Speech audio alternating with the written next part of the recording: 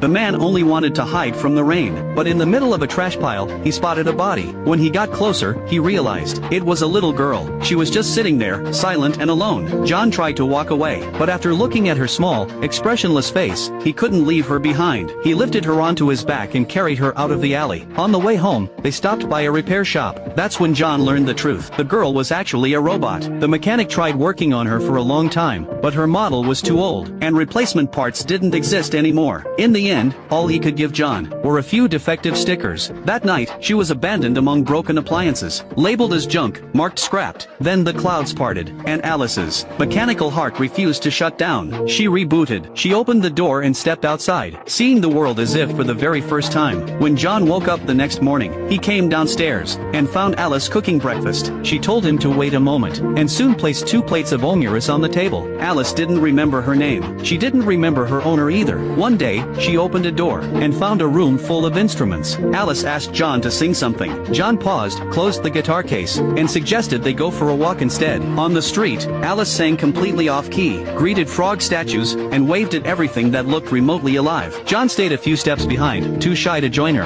At the vegetable shop, John asked Alice to pay. She spent forever trying to add up the numbers. The shopkeeper shook his head. Her model of companion robot was too outdated. Right then, a rich kid walked in with a brand new, top-tier companion android. The android solved a $1,000 calculation in seconds. Alice lowered her head, embarrassed. John noticed. He gently took the wallet back and decided he would teach her slowly, at her pace. That night, John went to pray. His entire family had died in an accident. Alice didn't understand death. John told her they had become angels. Even though Alice enjoyed every day with him, she could always see a quiet loneliness behind his eyes. The next morning, John went out alone. Watching him walk away, Alice made a decision. She would make him smile. She would get better, for his sake. She began training, in secret.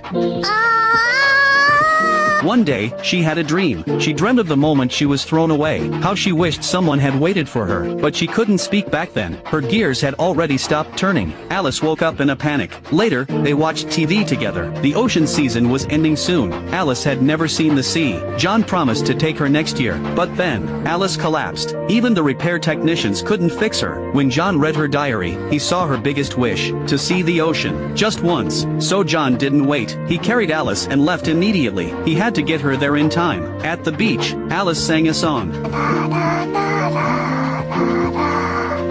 John froze. It was a song written by his old band. Alice, as the child of John's family, had once been turned into a music box to accompany his performances, and her original body, now resting among sunflowers facing the sea, still gazed quietly at the ocean she loved most.